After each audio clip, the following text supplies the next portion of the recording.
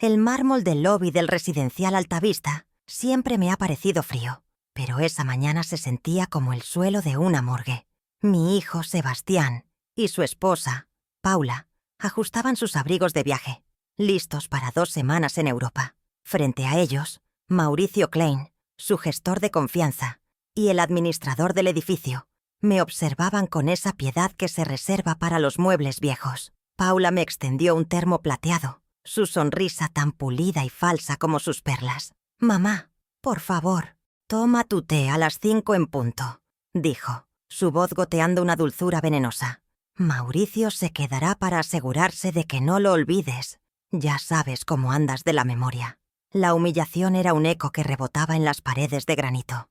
«Yo sé perfectamente a qué hora tomar mi té, Paula.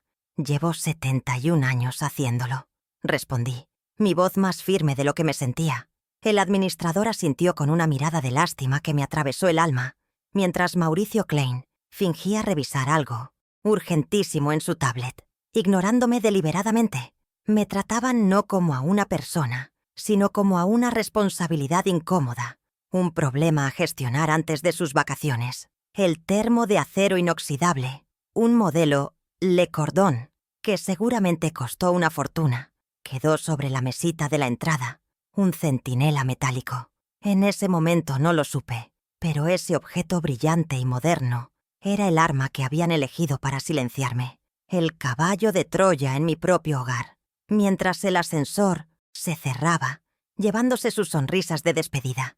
El reflejo en las puertas doradas me devolvió la imagen de una anciana encorvada, pero dentro de mí, la contadora que fui durante 50 años empezó a hacer cálculos, no de números, sino de desprecios. Recordé mis manos, a los 40 años, cosiendo bajo una lámpara de escritorio a las 2 de la mañana. Trabajaba turnos dobles en Textiles Andinos y cada puntada era para pagar los $85.000 que costaba la carrera de arquitectura de Sebastián en una universidad privada de élite.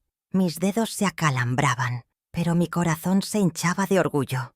¿Recordaría él alguna vez el sonido de esa máquina de coser? Luego vino el año 2005, una memoria con el olor a papel notariado y tinta fresca. Vendí la casa de campo de mis padres en Luján, el único patrimonio que me quedaba de ellos, por $150.000. El dinero fue directamente a la cuenta de Sebastián y Paula. El pago inicial de su primer apartamento. Recuerdo la frase exacta de Paula al salir de la notaría, mientras guardaba los papeles en su cartera de diseñador. «Con esto por fin podremos recibir a gente de nuestro nivel». No era una inversión familiar, como lo llamaron. Era el precio de mi entrada a su mundo. Un mundo donde yo siempre sería la invitada pobre. El sacrificio más reciente dolió de una forma distinta, porque me lo presentaron como un favor que ellos me hacían a mí. Hace 3 años, financié la remodelación de $1,700 70 metros cuadrados de su casa actual. $95.000 sacados directamente de mis ahorros de jubilación. El dinero que había guardado para mis últimos años, para mi tranquilidad. Sebastián me lo explicó con gráficos y planos, llamándolo una inversión familiar estratégica. Dijo que aumentaría el valor de nuestro patrimonio. Ahora entendía que cuando decía nuestro, se refería a él y a Paula. Mi parte en esa ecuación era simplemente proveer los fondos. Sus microabusos eran como gotas de agua perforando una piedra. Frases dichas con una sonrisa condescendiente que desarmaban cualquier intento de defensa. «Mamá, ese dinero ya es del pasado. Hay que mirar adelante», me decía Sebastián cuando intentaba hablar de mis finanzas. O Paula, quitándome suavemente una carpeta de las manos. «No te preocupes por los papeles. Te pones muy nerviosa y te confundes.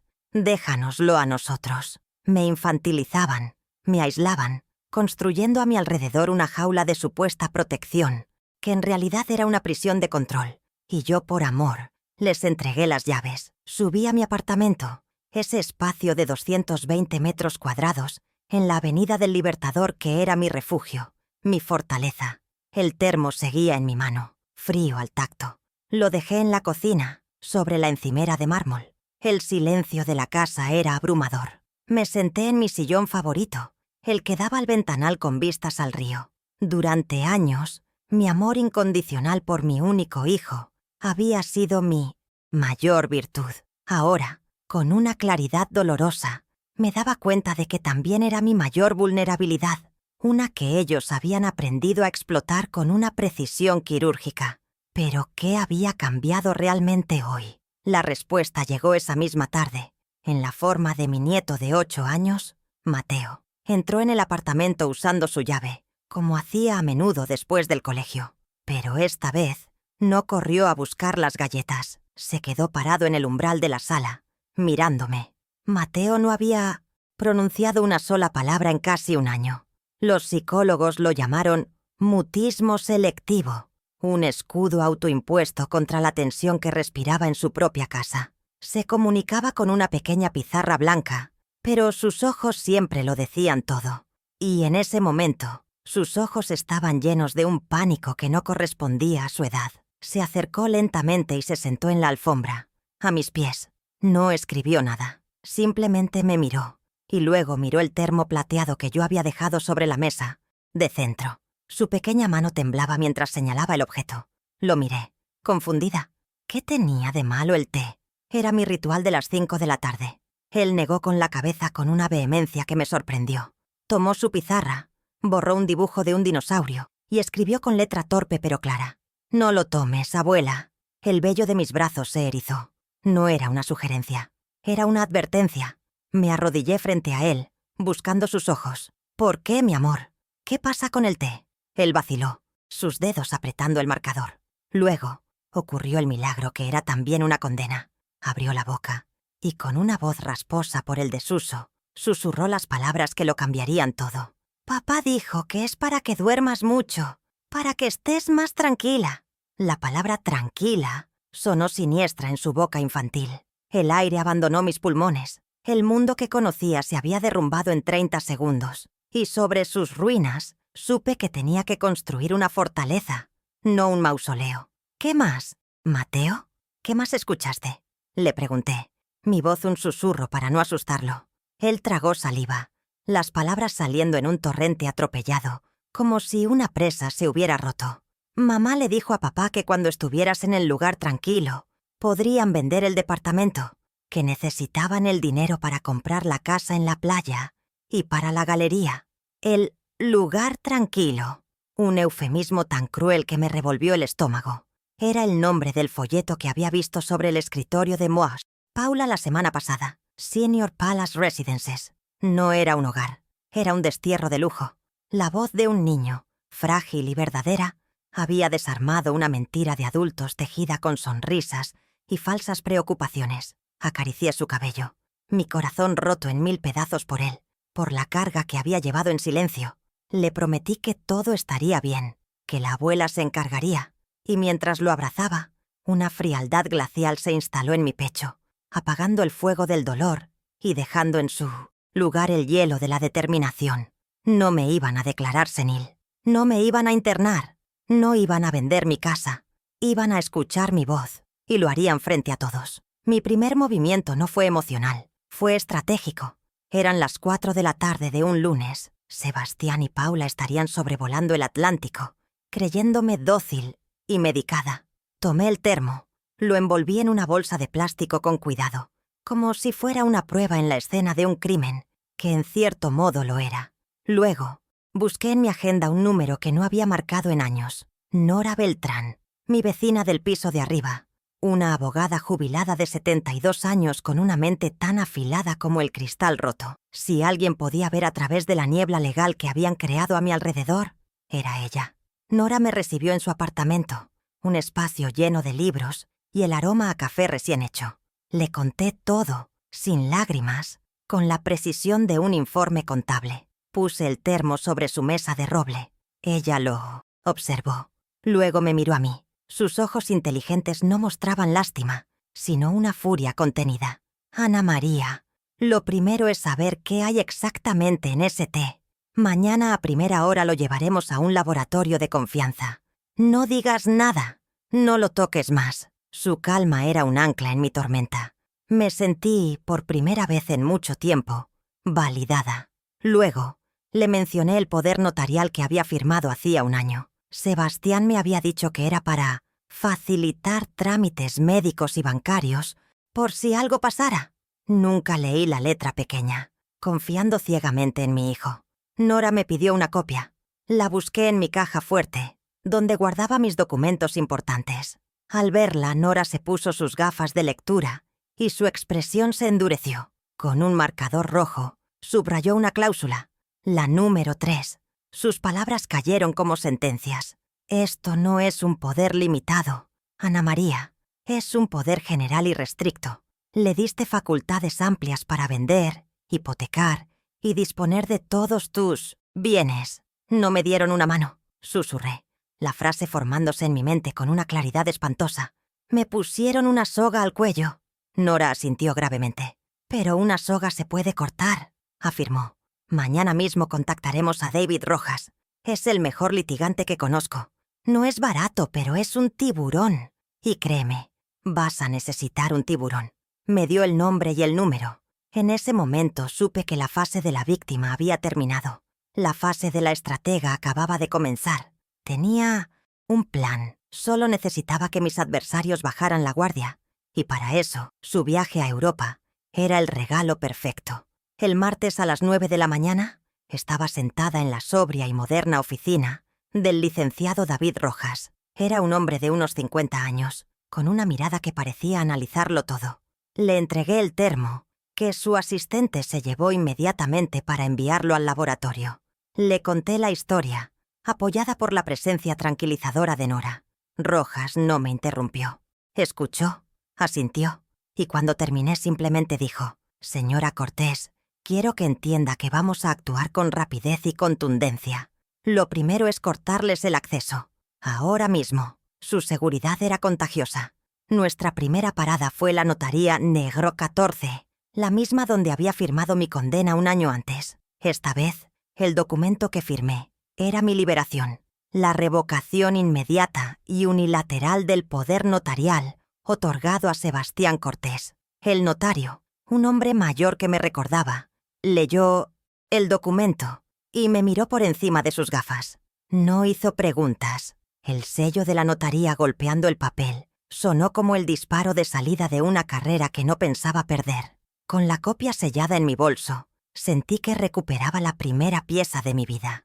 La siguiente parada fue la sucursal central del banco hipotecario. El gerente, un joven con un traje demasiado ajustado, me miró con escepticismo cuando le pedí bloquear el acceso de un tercero a mis cuentas.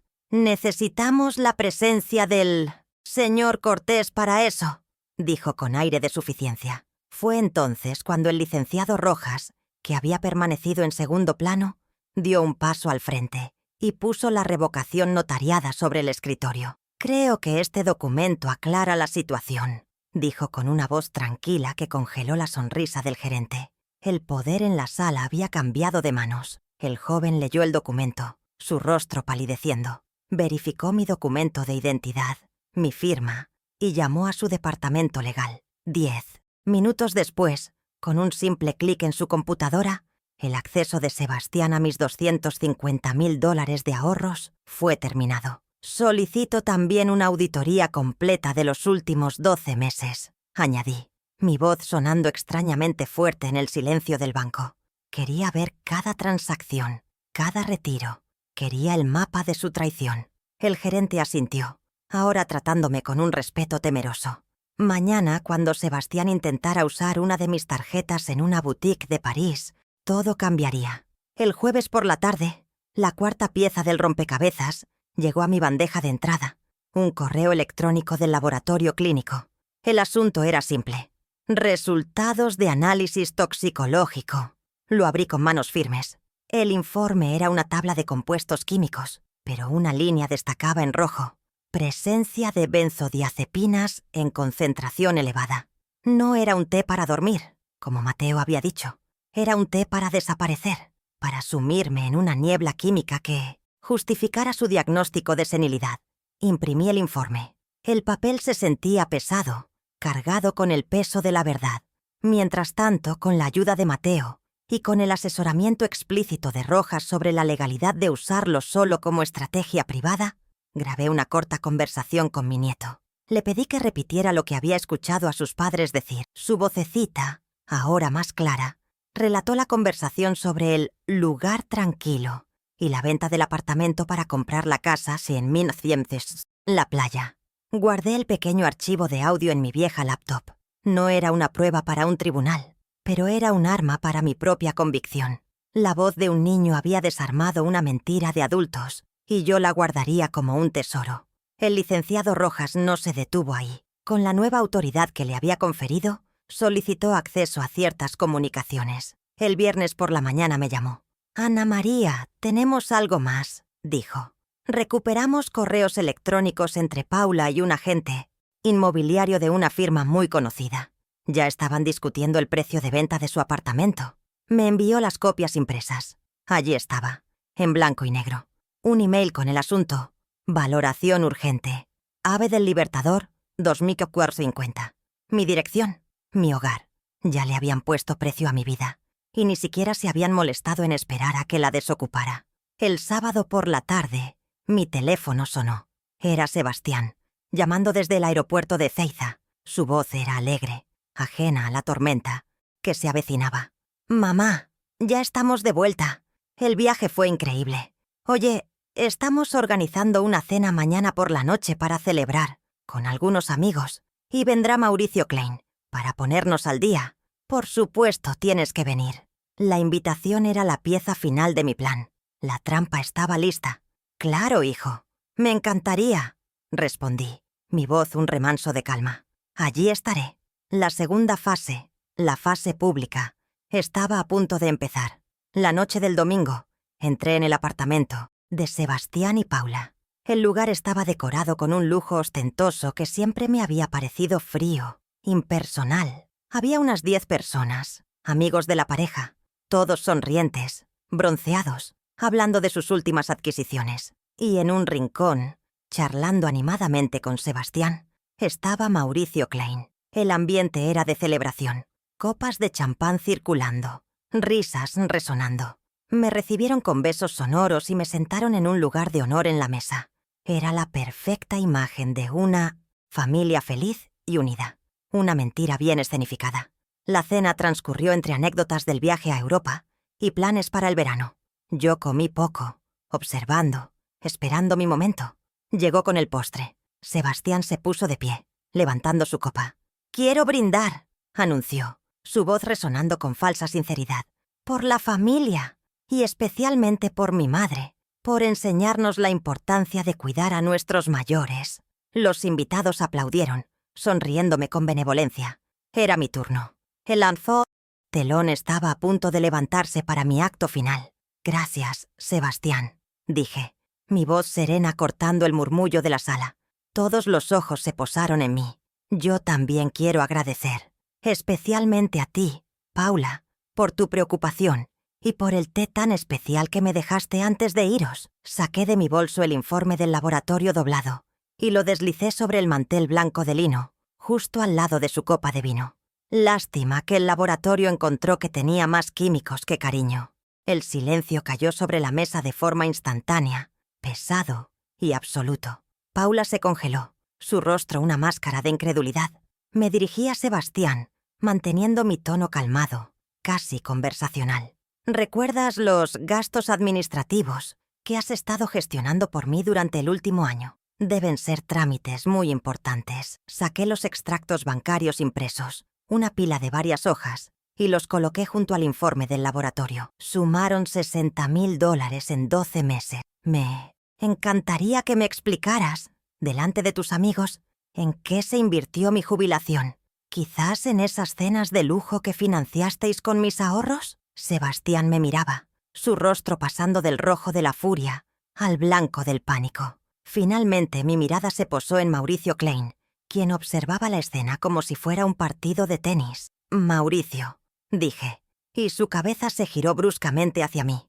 «Tú que supervisaste la firma de ese poder notarial tan conveniente, quiero informarte, como un asunto de cortesía profesional, que fue revocado el pasado martes a las 9 de la mañana en la notaría Dere 14. Saqué la copia sellada de la revocación y la puse encima de la pila de papeles. Y a partir de ahora, el licenciado David Rojas es mi único representante legal y financiero. Como si fuera una señal, el timbre sonó.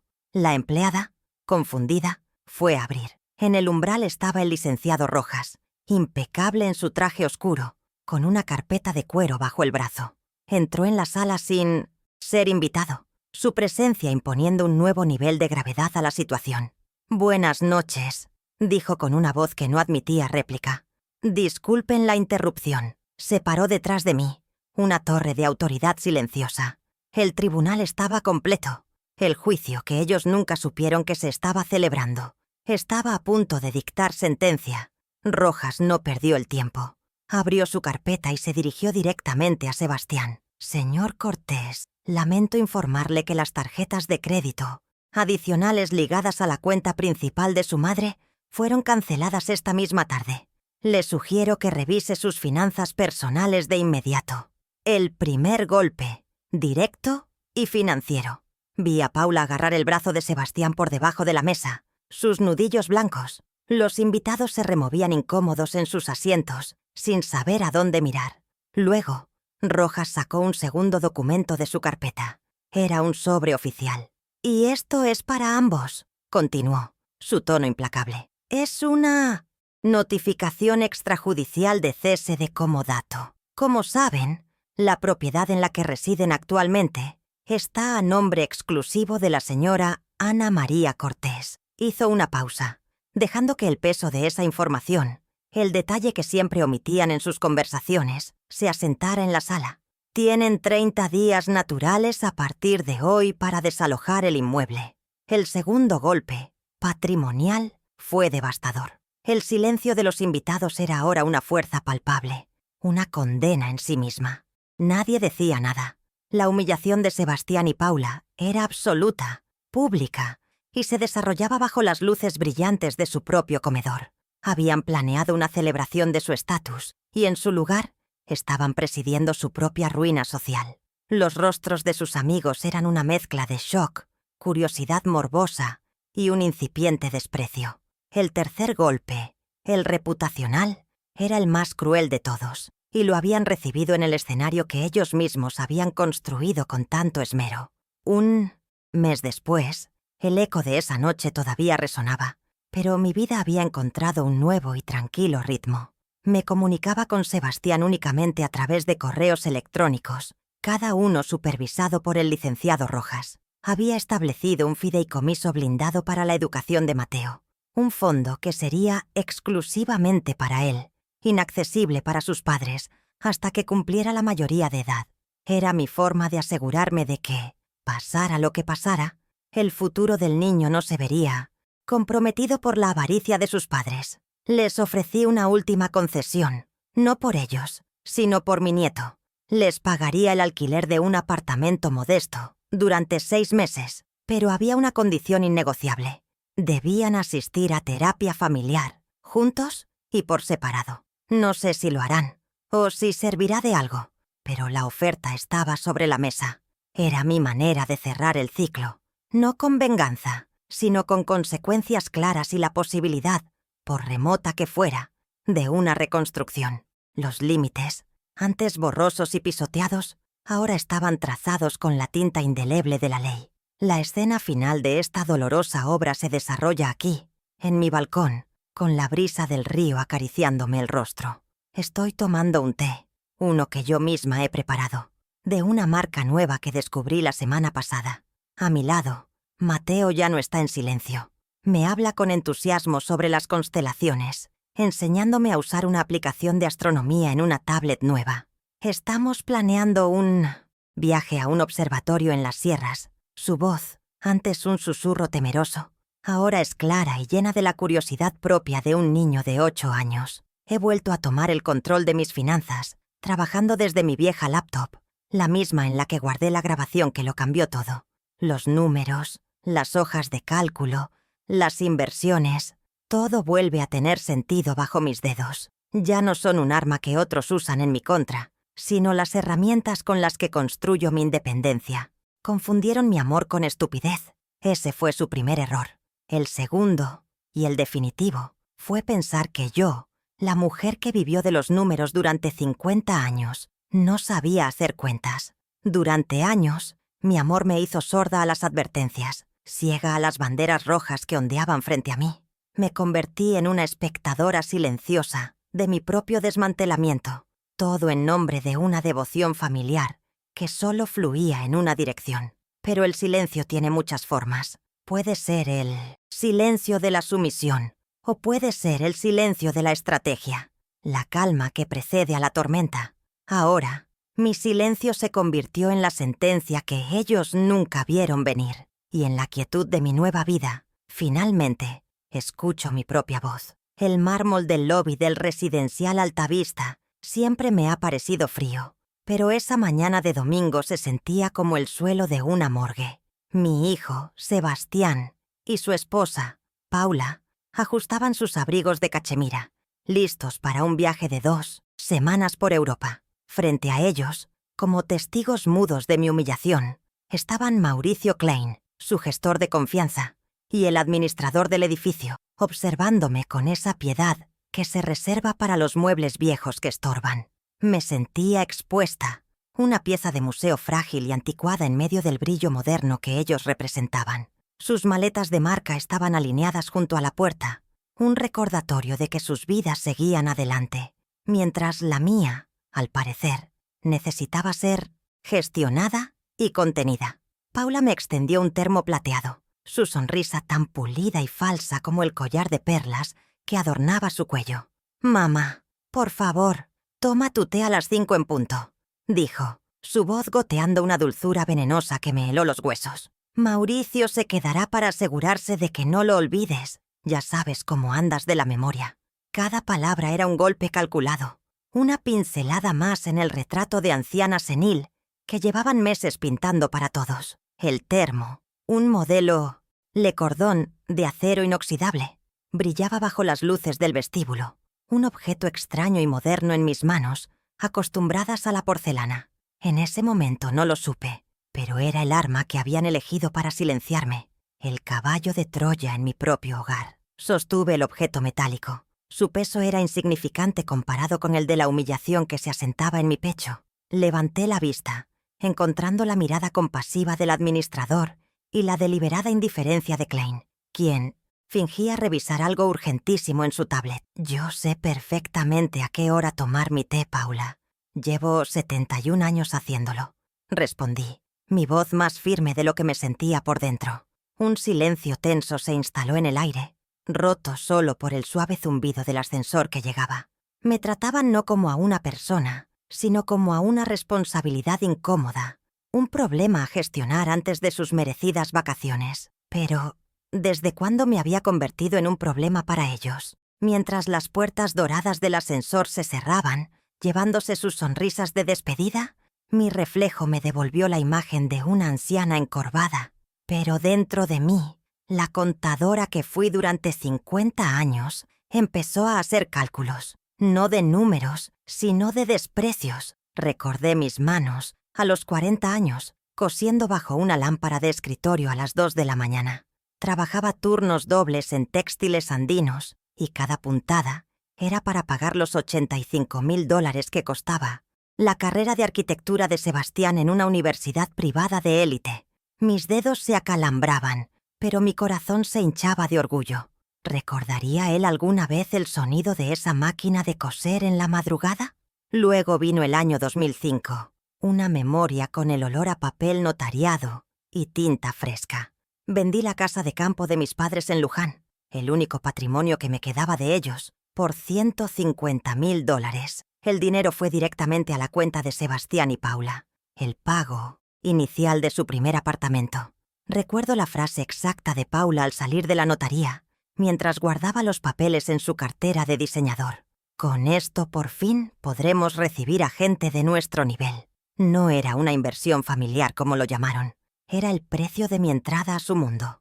Un mundo donde yo siempre sería la invitada pobre, la que les recordaba un origen que querían olvidar. El sacrificio más reciente dolió de una forma distinta, porque me lo presentaron como un favor que ellos me hacían a mí.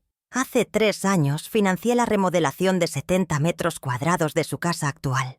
$95.000 sacados directamente de mis ahorros de jubilación. El dinero que había guardado para mis últimos años, para mi tranquilidad. Sebastián me lo explicó con gráficos y planos, llamándolo una inversión familiar estratégica.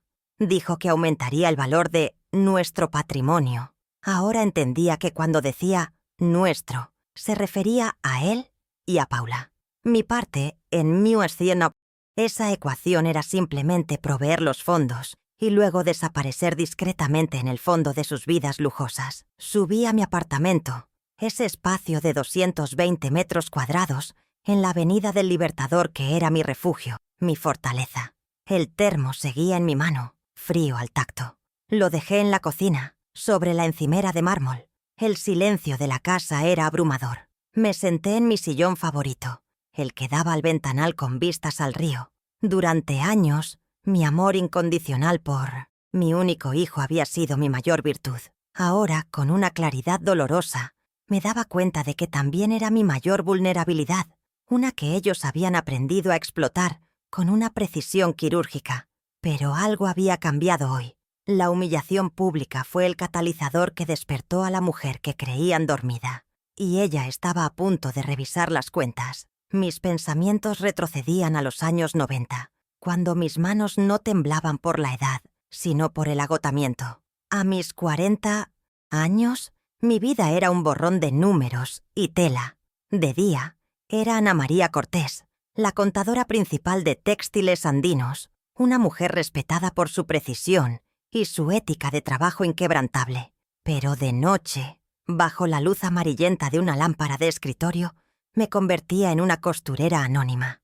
El zumbido constante de la máquina de coser era la banda sonora de mis madrugadas, cada puntada un pequeño pago hacia una deuda enorme. Los $85.000 que costaba la carrera de 1900, arquitectura de Sebastián en una de las universidades más prestigiosas del país. Mis ojos se nublaban por el cansancio, pero la imagen de mi hijo con su diploma era el faro que me guiaba. Recuerdo el peso de las telas, el olor a aceite de la máquina y cómo mis dedos se acalambraban a las 2 de la mañana.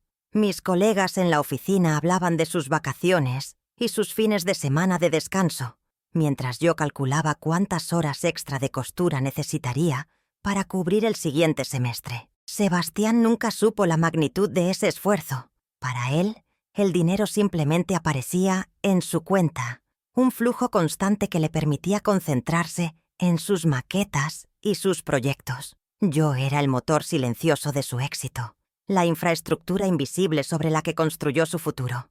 Le di mi tiempo, mi salud y mis sueños, creyendo que invertía en el patrimonio más valioso de todos, el porvenir de mi único hijo. El día de su graduación, lo vi lanzar su birrete al aire, su rostro iluminado por el orgullo y la promesa de un futuro brillante. Sentí que cada noche en vela, cada dedo pinchado por una aguja, había valido la pena. Lo abracé con una fuerza que guardaba todo ese sacrificio, y él me sonrió, ajeno al costo real de ese pedazo de cartón enmarcado. Me pregunto ahora, sentado en el silencio de mi apartamento, si alguna vez se detuvo a pensar de dónde venía realmente ese dinero, o simplemente asumió que era su derecho, el primer pago de una deuda que yo, según su lógica, le debía por haberlo traído al mundo. La respuesta, temo, siempre estuvo clara.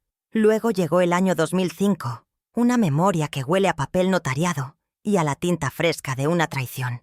La economía del país era incierta, y Sebastián y Paula querían comprar su primer apartamento, un lugar que reflejara sus aspiraciones. Mis ahorros no eran suficientes, así que tomé la decisión más dolorosa: vender la casa de campo de mis padres en Luján.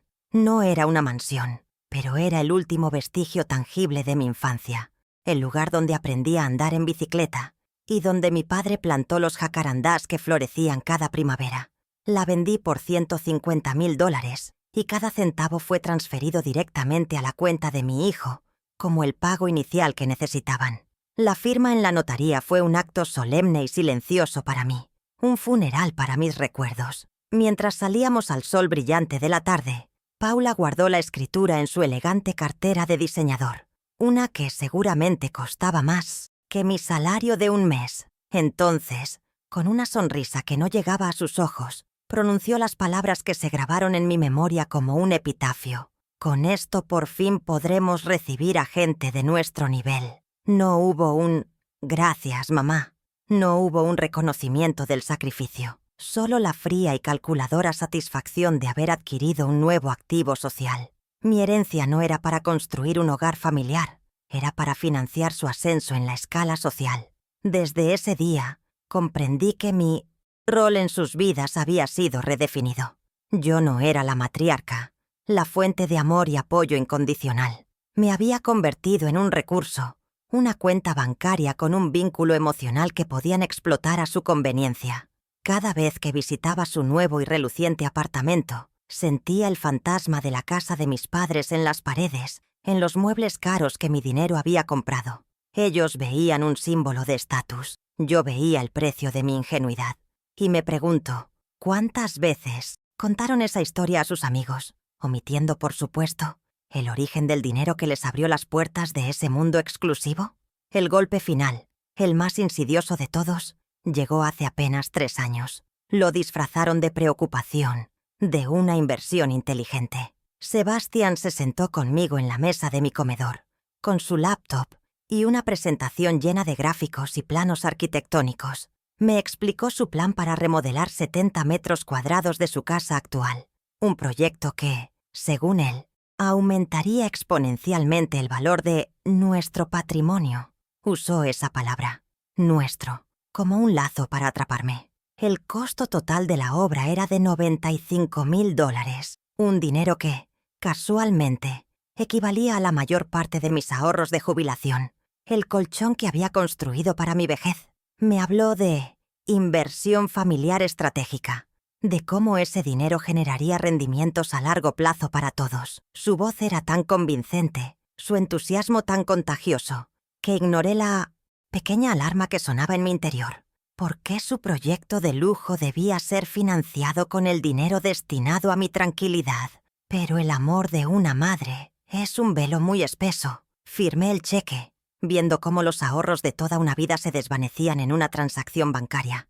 Él me aseguró que era lo más inteligente, que estaba asegurando el futuro de la familia, incluyendo el mío. Ahora veo que lo único que estaba asegurando era su comodidad a costa de mi seguridad. Así, los sacrifiqué todo, mis noches, mi herencia y, finalmente, mi futuro. Cada entrega de dinero venía acompañada de promesas vacías y sonrisas condescendientes. Me despojaron lentamente, pieza por pieza, convenciéndome de que cada pérdida era en realidad una ganancia para la familia. Frases como, «Mamá, ese dinero ya es del pasado, hay que mirar adelante», se convirtieron en su mantra para invalidar cualquier intento mío de hablar sobre finanzas. Me aislaron de mis propias decisiones.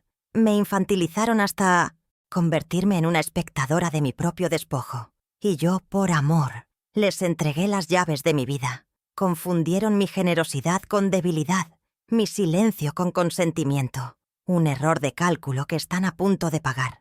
La voz de un niño, frágil y verdadera, había desarmado una mentira de adultos tejida con sonrisas y falsas preocupaciones. Acaricié su cabello, mi corazón roto en 1000 pedazos por él, por la carga que había llevado en silencio.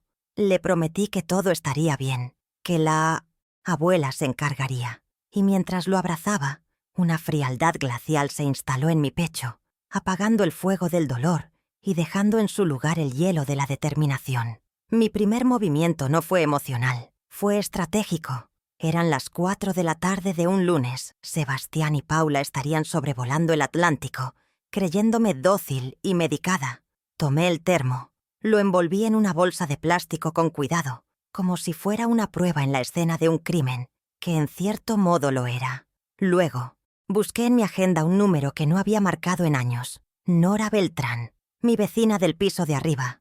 Una abogada jubilada de 72 años con una mente tan afilada como el cristal roto. Si alguien podía ver a través de la niebla legal que habían creado a mi alrededor, era ella. Nora me recibió en su apartamento, un espacio lleno de libros y el aroma a café recién hecho. Le conté todo, sin lágrimas, con la precisión de un informe contable.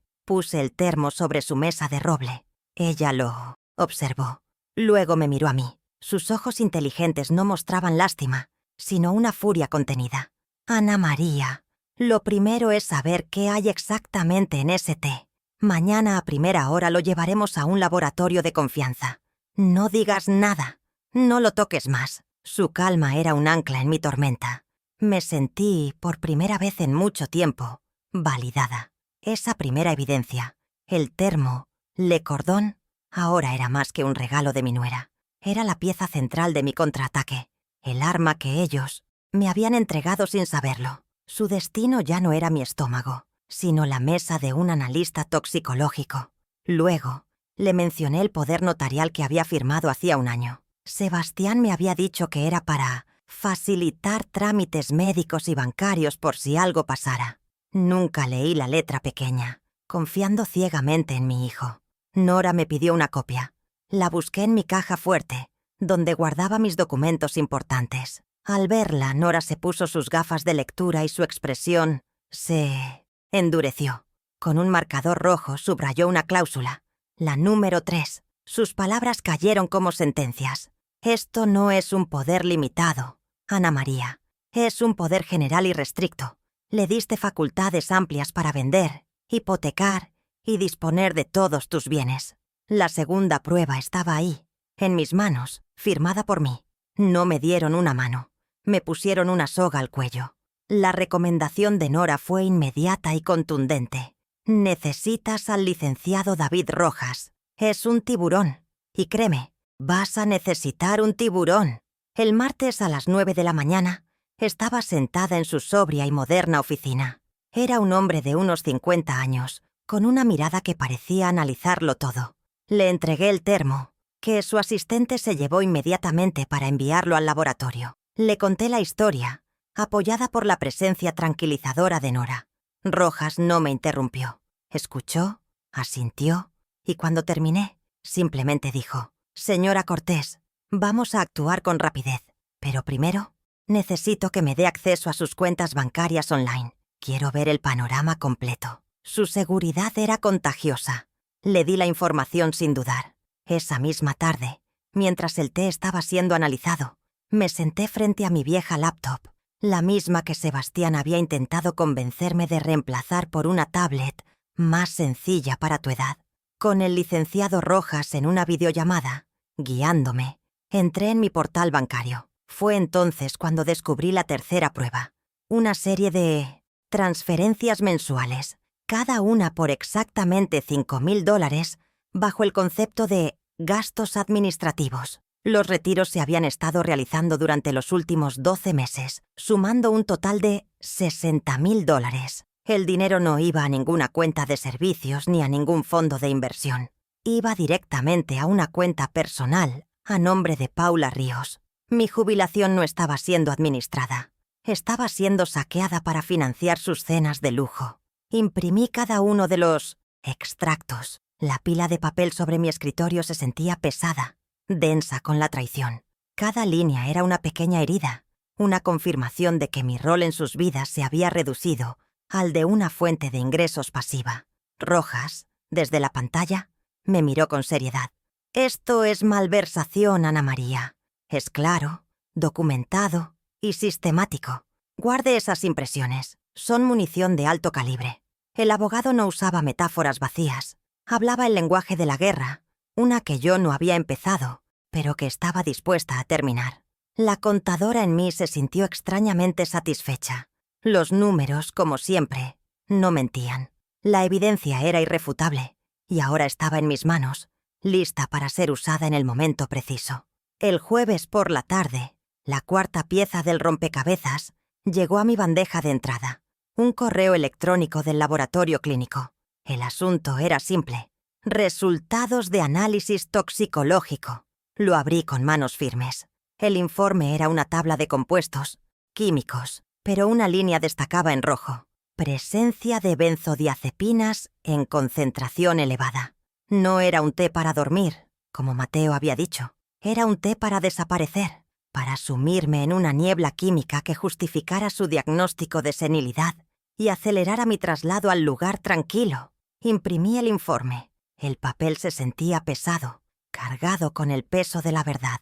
No era un té para dormir, era un té para desaparecer. Y esa hoja de papel era mi prueba más contundente de sus intenciones. Con el asesoramiento explícito de Rojas sobre la legalidad de usarlo solo como una herramienta de presión privada y no en un tribunal, tomé una decisión difícil pero necesaria. Esa tarde le pedí a Mateo que me contara de nuevo lo que había escuchado. Con su consentimiento, grabé su relato en mi celular. Su vocecita, ahora más clara, relató la conversación de sus padres sobre el lugar tranquilo y la venta del apartamento para comprar la casa en la playa. Guardé el pequeño archivo de audio en mi laptop. La quinta prueba no era un documento, era el sonido de la inocencia exponiendo la crueldad. La voz de un niño había desarmado una mentira de adultos, y yo la guardaría como un tesoro y como mi arma más preciada. Escuché la grabación una y otra vez en la soledad de mi estudio. Cada palabra de Mateo era una daga en mi corazón, pero también un refuerzo para mi determinación. El archivo de audio era la prueba de su premeditación, de su plan a largo plazo. No era un impulso, no era un error. Era una estrategia calculada para despojarme de todo. Rojas me había advertido que su valor legal en un juicio era cuestionable, pero su valor estratégico era inmenso. Era la prueba moral, la que desarmaría cualquier intento de victimización por parte de Sebastián y Paula. ¿Cómo podrían justificar sus acciones frente a la voz temblorosa de su propio hijo? El poder de esa grabación no residía en la ley, sino en la vergüenza. El viernes por la mañana, cuando creía tener todas las piezas, el licenciado Rojas me llamó. Su voz era grave. «Ana María, tenemos algo más», dijo. «Con la auditoría que solicitamos al banco y cruzando información, hemos obtenido acceso a ciertas comunicaciones. Recuperamos correos electrónicos entre Paula y un agente inmobiliario de una firma muy conocida. Ya estaban discutiendo el precio de venta de su apartamento. Me quedé sin aliento. Me envió las copias impresas con un mensajero. La sexta y última prueba llegó en un sobre sellado. Allí estaba, en blanco y negro, un hilo de correos con el asunto: valoración urgente. Aviato del Libertador 2450. Mi dirección, mi hogar. Leí los correos, mi sangre helándose en mis venas. Paula hablaba de mí en tercera persona, como un obstáculo logístico, que pronto sería reubicado. Discutían plazos de venta, estrategias de marketing y el precio de mercado, 1.2 millones de dólares. Ya le habían puesto precio a mi vida, y ni siquiera se habían molestado en esperar a que la desocupara. La arrogancia de Paula, su descuido al dejar un rastro digital tan claro, sería su perdición. Guardé esos correos junto a los extractos bancarios y el informe del laboratorio. Mi arsenal estaba completo. Cada documento era un clavo en el ataúd de su plan. Ahora solo tenía que esperar a que volvieran a casa, a la celebración que ellos mismos me ofrecerían. El sábado por la tarde mi teléfono sonó. Era Sebastián, llamando desde el aeropuerto de Ezeiza. Su voz era alegre, ajena a la tormenta que se avecinaba. «Mamá, ya estamos de vuelta. El viaje fue increíble. Oye, estamos organizando una cena mañana por la noche para celebrar, con algunos amigos, y vendrá Mauricio Klein, para ponernos al día. Por supuesto, tienes que venir». La invitación era la pieza final de mi plan. La trampa estaba lista, y ellos me estaban entregando el cebo. «Claro, hijo, me encantaría», respondí, mi voz un remanso de calma. «Allí estaré».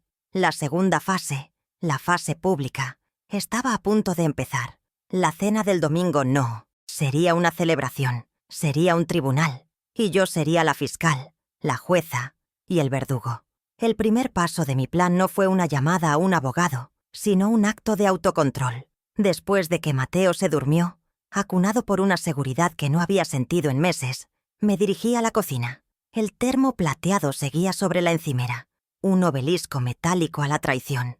Con guantes de látex, los mismos que usaba para la jardinería, lo vacié en un frasco de vidrio estéril que guardaba para mis conservas. Limpié el termo meticulosamente, borrando cualquier rastro. El frasco, ahora lleno de un líquido ambarino y de mis peores temores, lo guardé en el fondo del refrigerador, etiquetado como caldo de pollo. 15:10. Era lunes por la noche.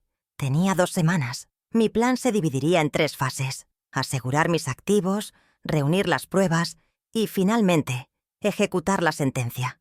El tiempo que ellos creían que jugaba en su contra por mi supuesta senilidad era ahora mi mayor aliado. El martes, a Massiontit, las 10 de la mañana, estaba sentada en el apartamento de Nora Beltrán. Le presenté la copia del poder notarial que había encontrado en mi caja fuerte. Nora, con sus gafas de lectura en la punta de la nariz, leyó el documento en un silencio que se hizo cada vez más pesado. Con un marcador rojo, no subrayó, sino que encerró en un círculo violento la cláusula número 3. Ana María, esto no es un poder para ayudarte, es una escritura de rendición, dijo, su voz desprovista de lástima y llena de una furia fría. Le diste control absoluto para vender, hipotecar y disponer de todos tus bienes. No te dieron una mano, te pusieron una soga al cuello. Me entregó una tarjeta. Llama a David Rojas, dile que vas de mi parte. Es un tiburón, y esta gente no entiende otro lenguaje que el de los depredadores. Esa misma tarde, me reuní con el licenciado Rojas en su oficina en la calle Reconquista. El espacio era minimalista, casi austero, con vistas a la ciudad que parecía tan indiferente a mí. Drama personal. Rojas, un hombre de unos 50 años con una mirada que parecía penetrar el alma, no perdió el tiempo en formalidades. Le entregué el frasco etiquetado como caldo. Su asistente lo tomó con la seriedad de un técnico de laboratorio forense. Lo primero es cortar el suministro, dijo Rojas, su voz tan cortante como el cristal. Mañana a primera hora revocaremos ese poder. A las 11 estaremos en su banco. Necesito que traiga su documento de identidad y toda la compostura que pueda reunir. A partir de mañana, señora Cortés, usted deja de ser la presa. El miércoles a las 9 de la mañana, el aire en la notaría N14 era denso con el olor a papel viejo y cera para muebles. El mismo notario que un año atrás había validado mi condena, ahora me miraba por encima de sus gafas mientras yo firmaba mi liberación. El sello de goma golpeando el papel de la revocación sonó como un disparo en el silencio de la oficina. Fue un sonido definitivo, el primer golpe real de mi contraofensiva. El licenciado Rojas tomó la copia sellada y la guardó en su maletín de cuero. Al salir a la calle, el sol de la mañana me pareció más brillante. Sostenía en mi bolso no solo un documento, sino la llave para desmantelar la jaula que me habían construido. El primer eslabón de la cadena se había roto. Con la revocación en mi poder, sentí una oleada de claridad que no había experimentado en años. El amor me había convertido en una contadora negligente de mi propia vida, aceptando balances falseados y perdonando deudas impagables. Pero esa etapa había terminado. Mi mente, la misma que durante 50 años había encontrado patrones y errores en columnas interminables de números, ahora estaba completamente enfocada en un solo balance, el de la justicia. Cada paso que daba junto a Rojas no era un acto de venganza, sino un ajuste de cuentas. Estaba auditando mi vida y estaba decidida a que cada partida, cada sacrificio, fuera debidamente registrado antes del cierre final del ejercicio.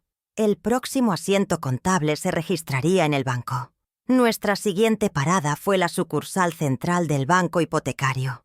El gerente, un joven con un traje demasiado ajustado y una sonrisa condescendiente, nos recibió en su oficina de cristal. Cuando le expliqué que deseaba revocar el acceso de un tercero a mis cuentas, su sonrisa se amplió.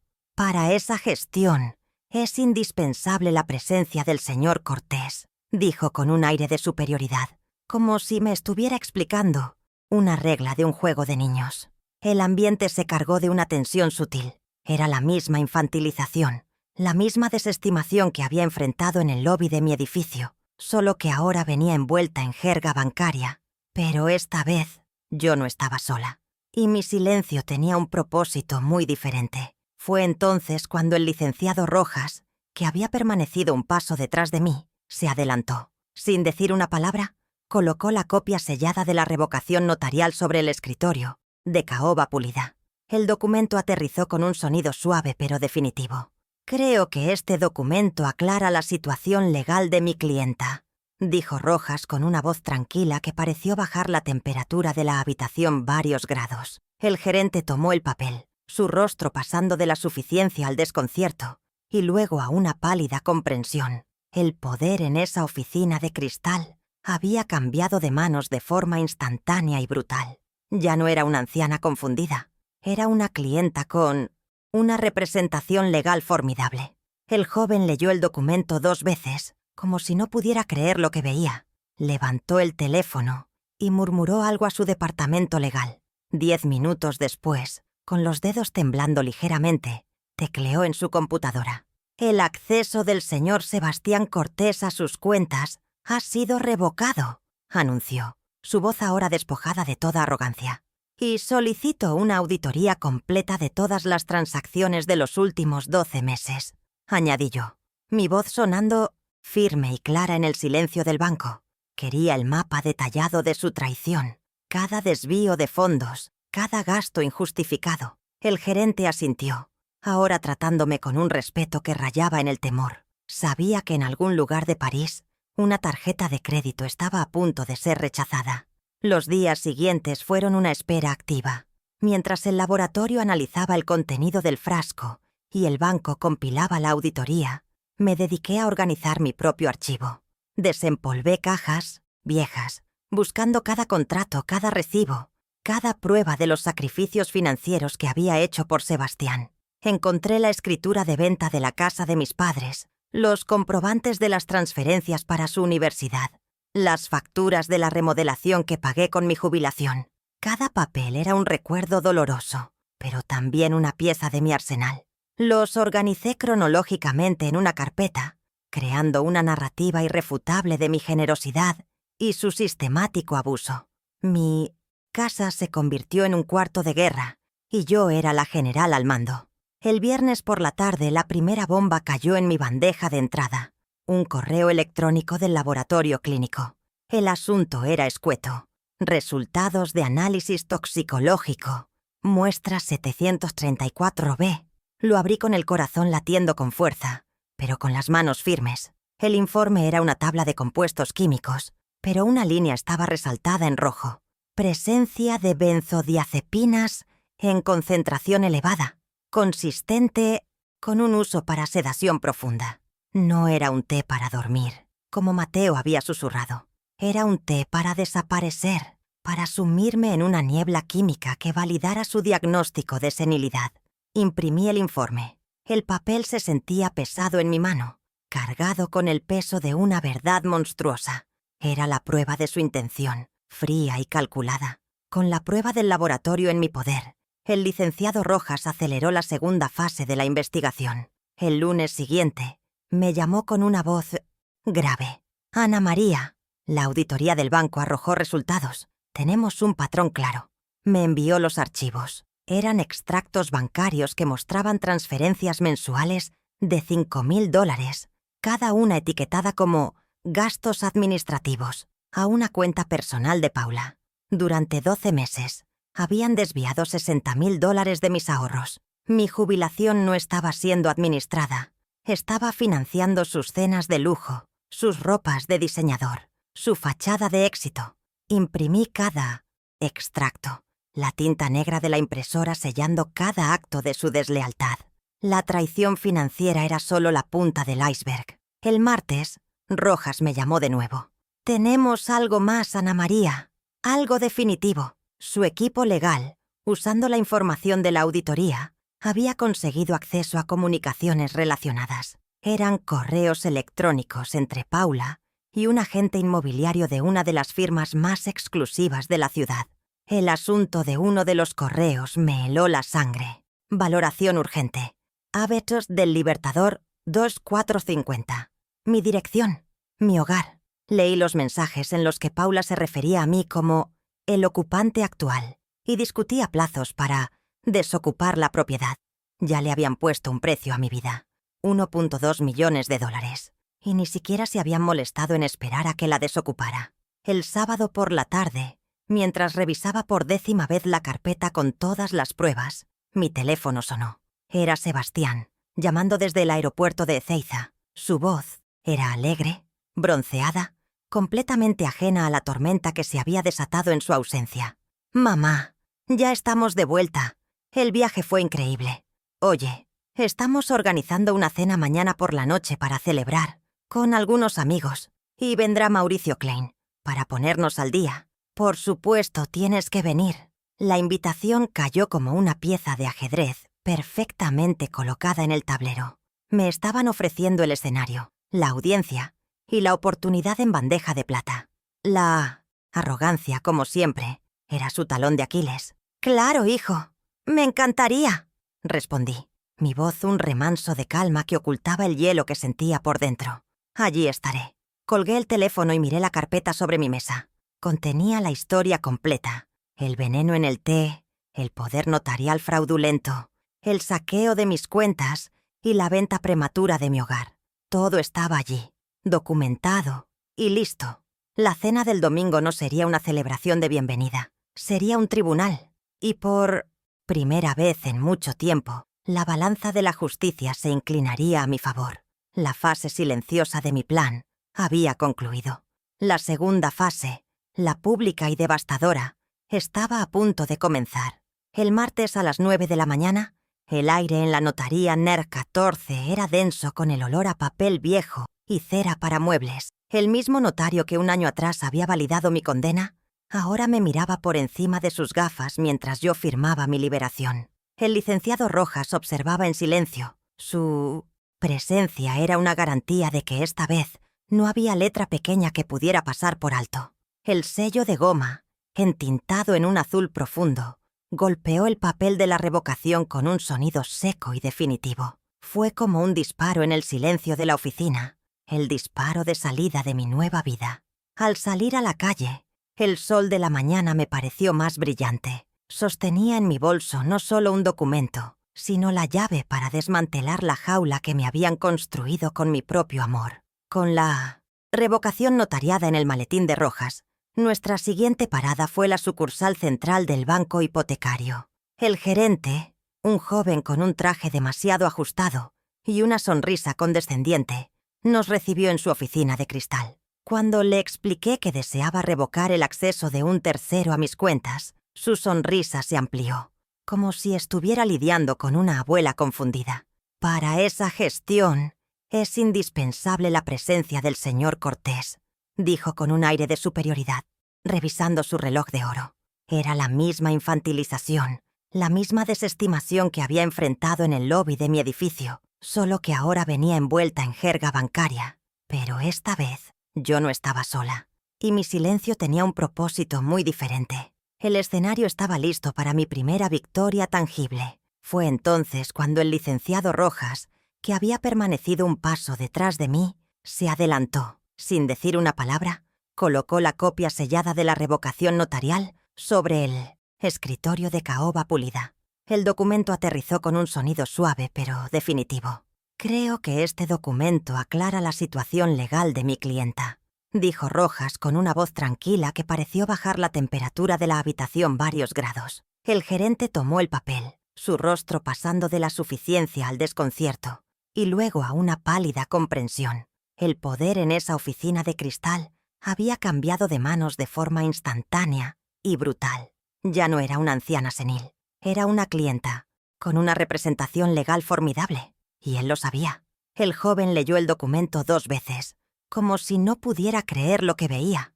Levantó el teléfono y murmuró algo a su departamento legal, su mirada yendo de mí al abogado. 10 minutos después, con los dedos temblando ligeramente, tecleó en su computadora. «El acceso del señor Sebastián Cortés a sus cuentas ha sido revocado», anunció, su voz ahora despojada de toda arrogancia. «Y solicito una auditoría completa de todas las transacciones de los últimos 12 meses», añadí yo, mi voz sonando firme y clara en el silencio del banco. Quería el mapa detallado de su traición, cada desvío de fondos, cada gasto injustificado. El gerente asintió, ahora tratándome con un respeto que rayaba en el temor. Sabía que en algún lugar de París una tarjeta de crédito estaba a punto de ser rechazada.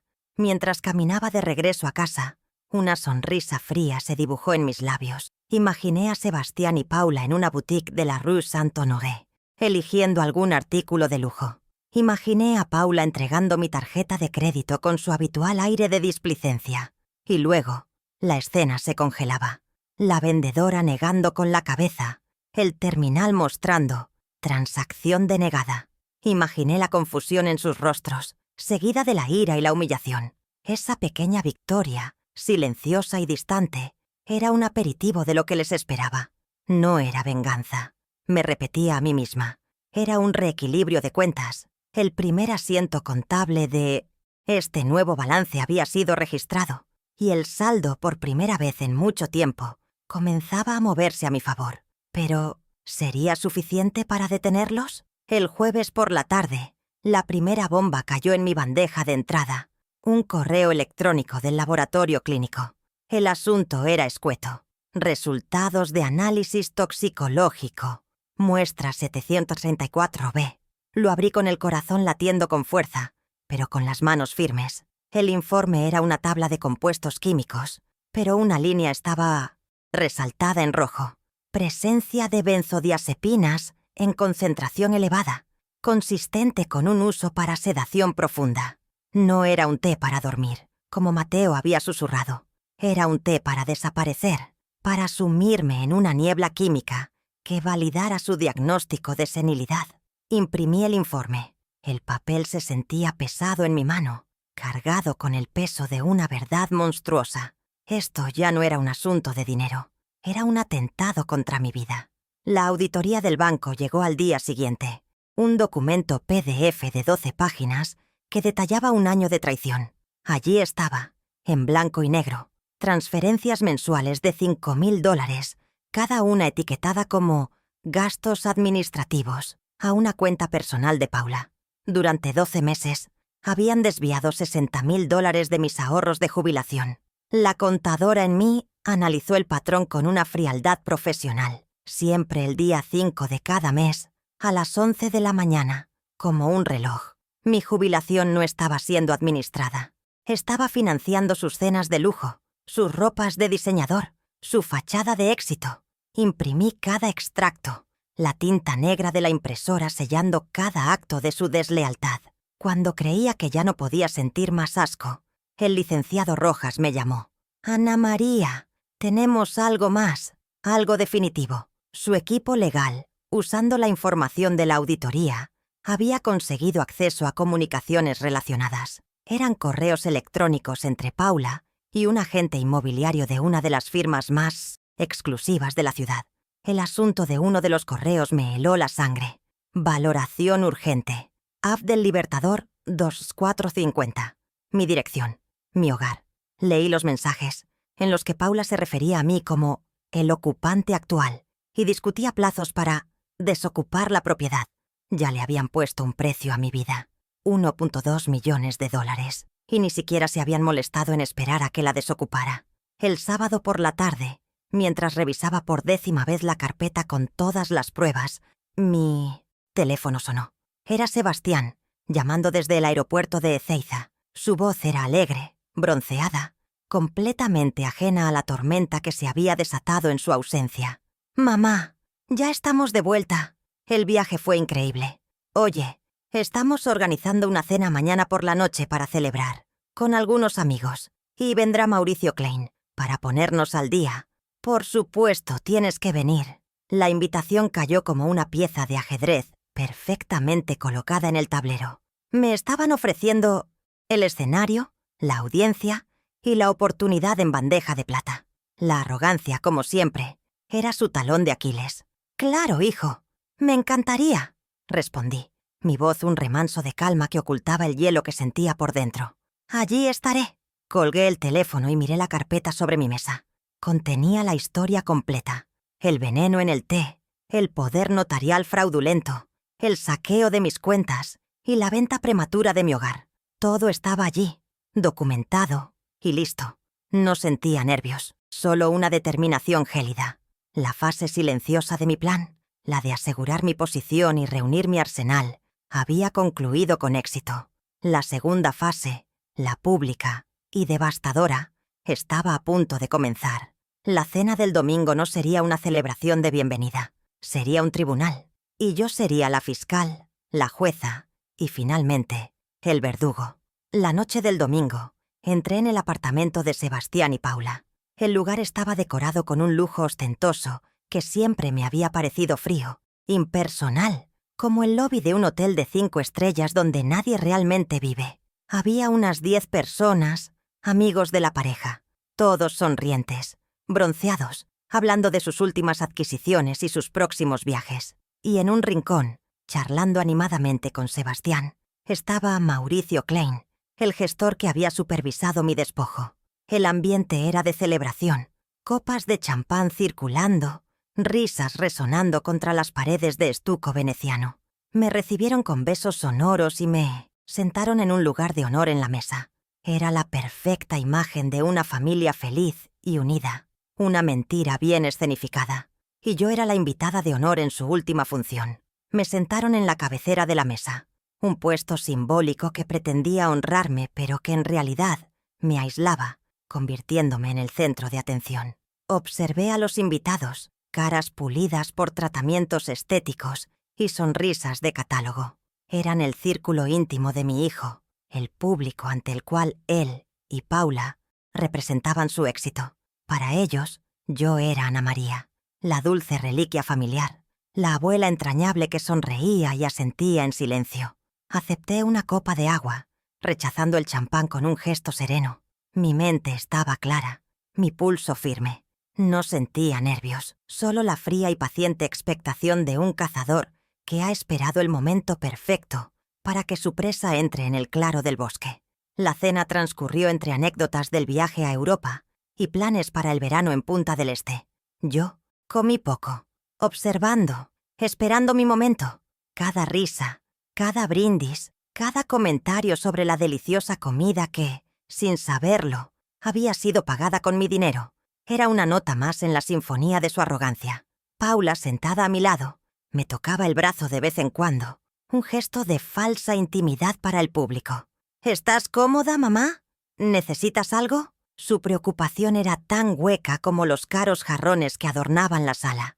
Yo simplemente sonreía y negaba con la cabeza. Mi silencio no, era de sumisión, era de acumulación. Estaba cargando mi arma, bala por bala. El momento llegó con el postre, una mousse de maracuyá servida en copas de cristal tallado. Sebastián se puso de pie, levantando su copa de champán, el líquido dorado brillando bajo las luces dicroicas. «Quiero brindar», anunció, su voz resonando con una falsa sinceridad que me revolvió el estómago. «Por la familia, y especialmente por mi madre, por su amor incondicional, por enseñarnos la importancia de cuidar a nuestros mayores». Los invitados aplaudieron, sonriéndome con una benevolencia condescendiente. La ironía era tan espesa que casi podía cortarse con un cuchillo. Era mi turno. El telón estaba a punto de levantarse para mi acto final. El guión que habían escrito para mí terminaba aquí. «Gracias, Sebastián», dije, mi voz serena pero audible cortando el murmullo de la sala. Todos los ojos, curiosos, se posaron en mí. Me levanté lentamente, apoyando las manos en la mesa.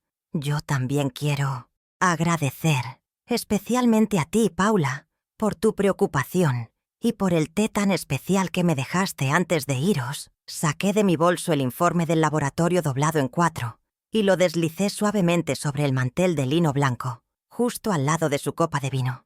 Lástima que el laboratorio encontró que tenía más químicos que cariño. El silencio cayó sobre la mesa de forma instantánea, pesado y absoluto. Paula se congeló, su rostro una máscara de incredulidad, su mano detenida a medio camino de su copa.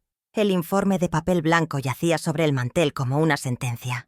Nadie se atrevía a hablar. Los invitados se miraban unos a otros, sus sonrisas congeladas, intentando procesar lo que acababan de escuchar. Paula me miraba fijamente, sus ojos abiertos de par en par, una mezcla de pánico y furia comenzando a arder en ellos. El aire, antes lleno de risas y música ambiental, ahora estaba cargado de una tensión eléctrica. Dejé que el silencio se prolongara, que la acusación flotara y se asentara en la mente de cada persona presente. No necesitaba gritar. La verdad, presentada con calma, era mucho más devastadora. El primer golpe había sido certero. directo al corazón de su fachada de familia perfecta. Luego, con la misma calma, me dirigí a Sebastián, manteniendo mi tono casi conversacional. ¿Recuerdas los gastos administrativos que has estado gestionando por mí durante el último año? Deben ser trámites muy importantes para justificar su costo. Saqué de mi bolso la pila de extractos bancarios impresos, unidos por un clip metálico, y los coloqué junto al informe del laboratorio. Sumaron $60.000 en 12 meses. Me encantaría que me explicaras, delante de tus amigos, en qué se invirtió mi jubilación.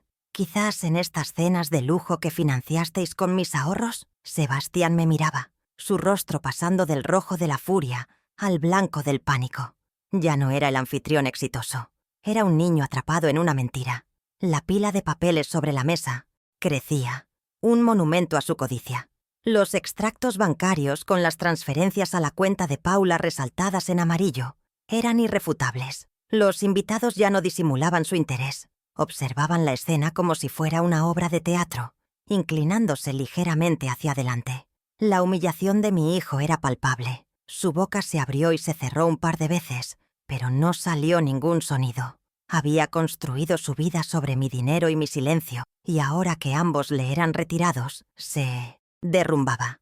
El arquitecto de éxito se revelaba como lo que realmente era, un estafador que le robaba a su propia madre. Su estatus social, tan cuidadosamente cultivado, se estaba desintegrando en tiempo real. Finalmente mi mirada se posó en Mauricio Klein, quien observaba la escena como si fuera un partido de tenis, intentando mantener una expresión neutral. «Mauricio», dije, y su cabeza se giró bruscamente hacia mí, sorprendido de ser incluido en el drama. «Tú que supervisaste la firma de ese poder notarial tan conveniente, ese documento que me presentaste como una simple formalidad para facilitar trámites». Hice una pausa, asegurándome de tener su atención completa. «Y la de todos los demás. Quiero informarte, como un asunto de cortesía profesional, que ese poder fue revocado el pasado martes a las 9 de la mañana en la notaría Deguna 14. Saqué la copia sellada de la revocación y la puse encima de la pila de papeles. «Y a partir de ahora», continué, mi voz llenando cada rincón de cientos, la sala, «el licenciado David Rojas es mi único representante legal y financiero para todos los asuntos presentes y futuros». Como si fuera una señal perfectamente ensayada, el timbre del apartamento sonó. La empleada, visiblemente confundida y asustada por la tensión, fue a abrir la puerta. En el umbral estaba el licenciado Rojas, impecable en su traje oscuro, con una carpeta de cuero bajo el brazo. Entró en la sala sin ser invitado, su presencia imponiendo un nuevo nivel de gravedad a la situación. No era una discusión familiar, era una intervención legal. El tribunal estaba completo.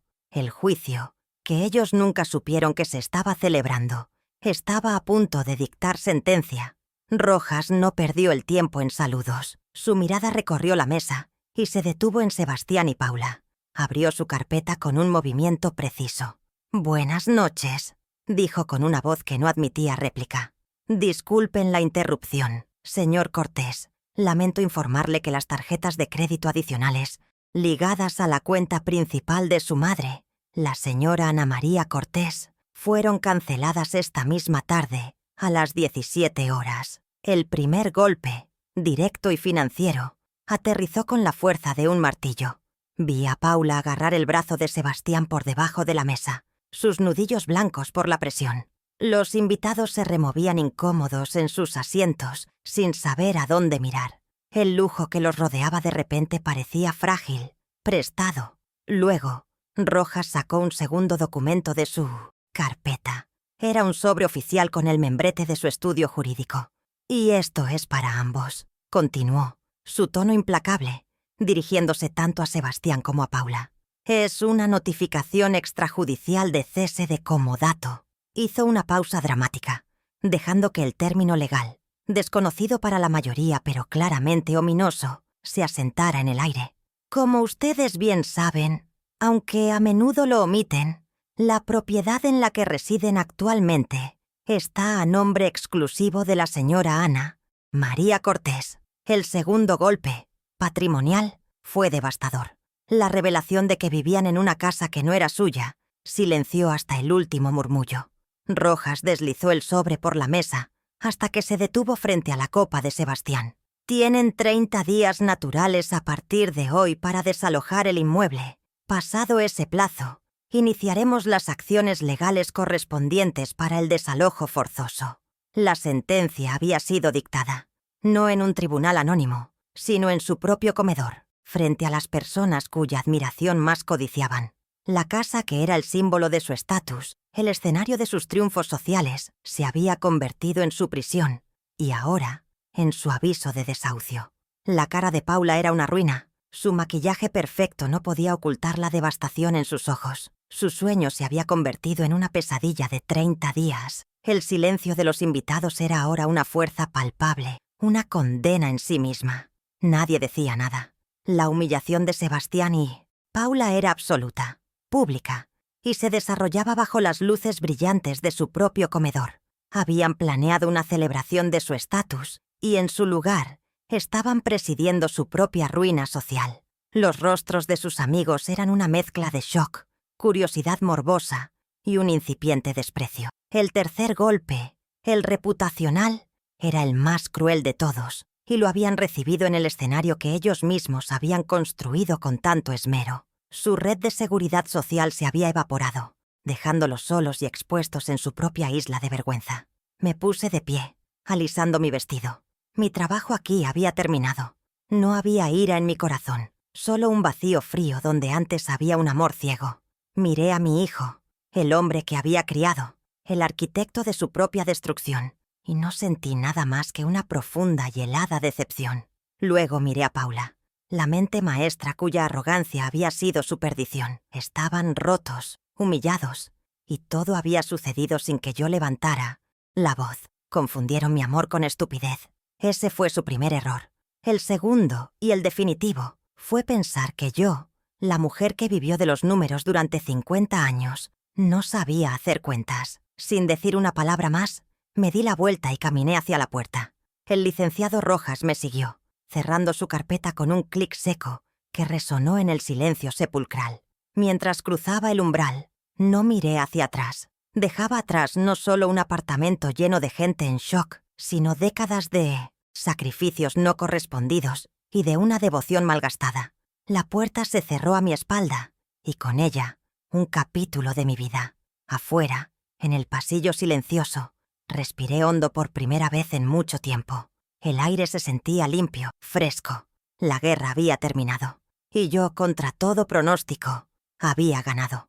Un mes después de aquella noche, el eco de las copas de champán rotas en silencio todavía resuena en mi memoria, pero mi vida ha encontrado un nuevo y tranquilo ritmo. Me comunico con Sebastián únicamente a través de correos electrónicos, cada uno redactado con la precisión de un contrato y supervisado por el licenciado Rojas. No hay lugar para la emoción, solo para la logística. Él informa sobre el progreso del desalojo. Yo respondo con instrucciones claras sobre la entrega de las llaves. Hemos pasado del amor incondicional a las cláusulas numeradas. Es un lenguaje frío, pero es un lenguaje honesto. Y por primera vez en años, las condiciones las pongo yo. Las paredes que me rodean ya no son una jaula de supuesta protección, sino los muros de una fortaleza que yo misma he reconstruido, ladrillo a ladrillo, con la argamasa de la ley.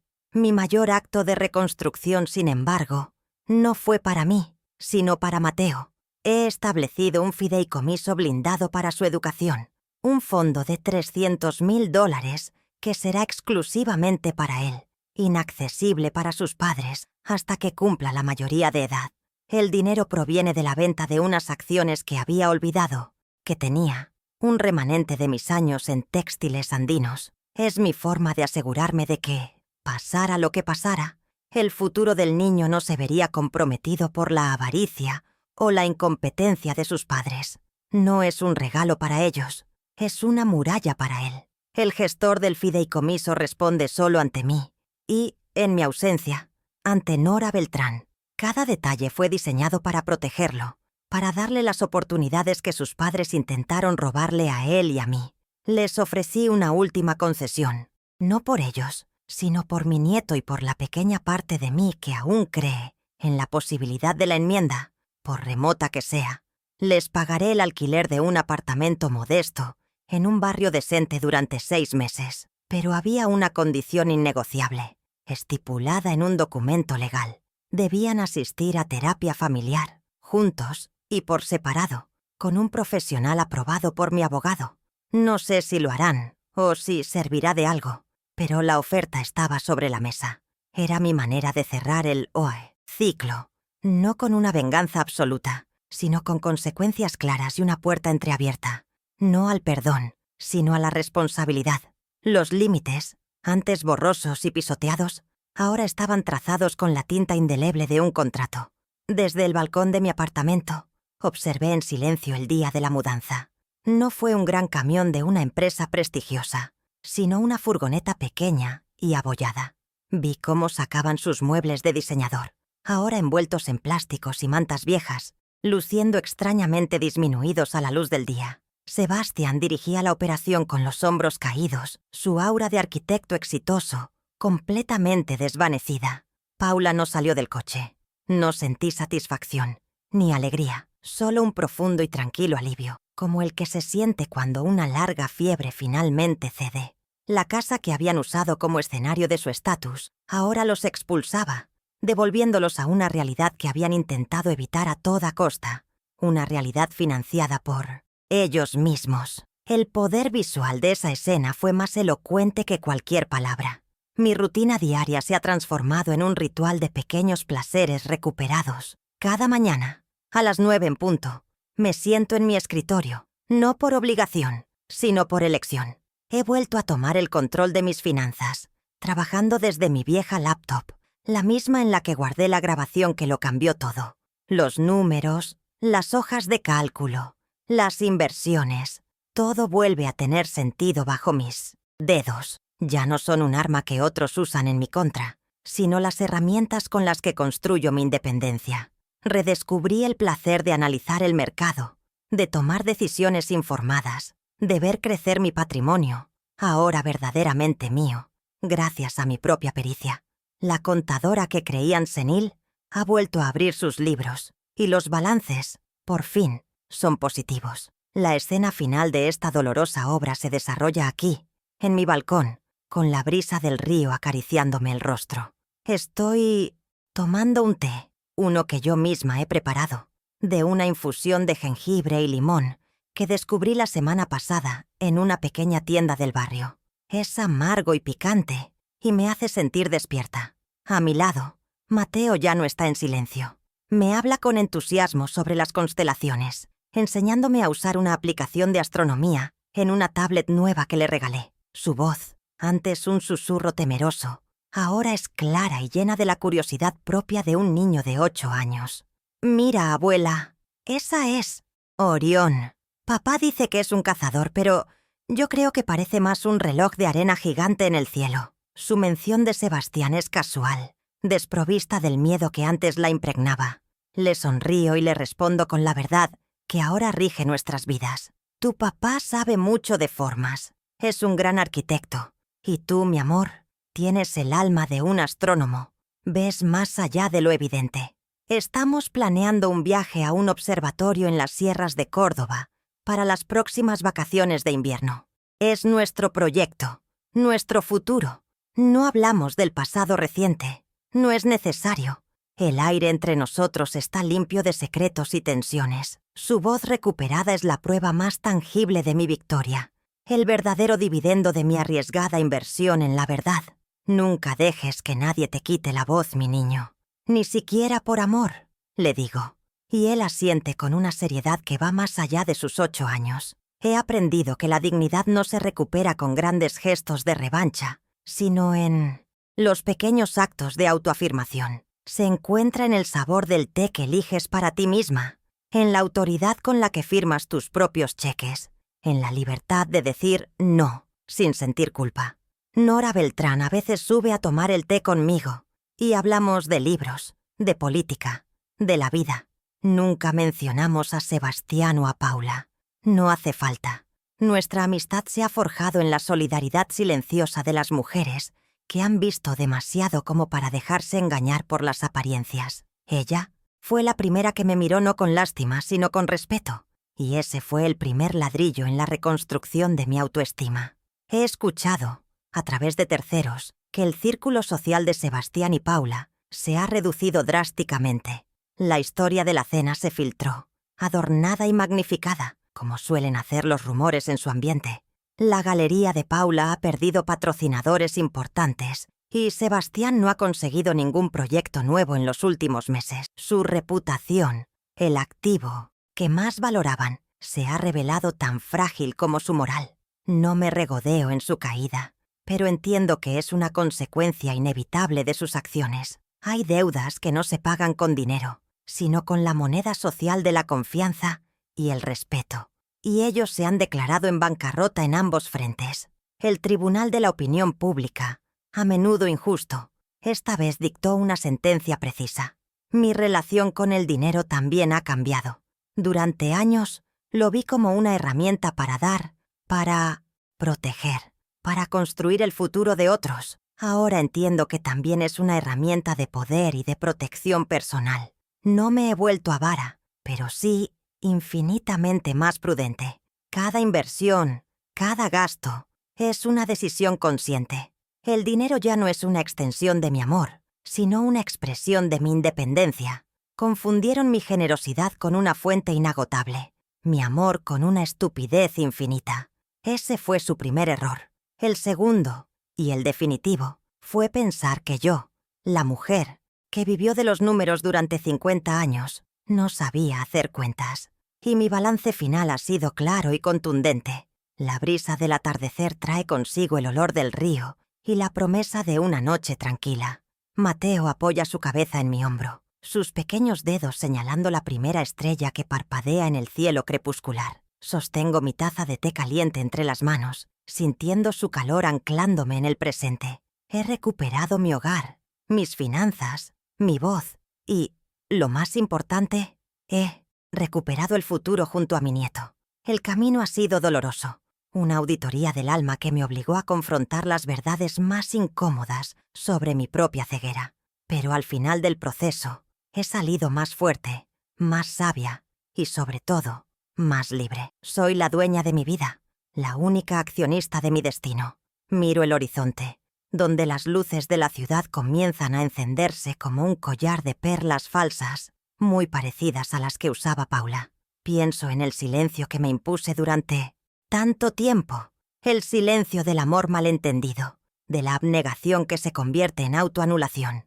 Creí que mi silencio era una muestra de mi amor incondicional, un sacrificio necesario para mantener la paz familiar.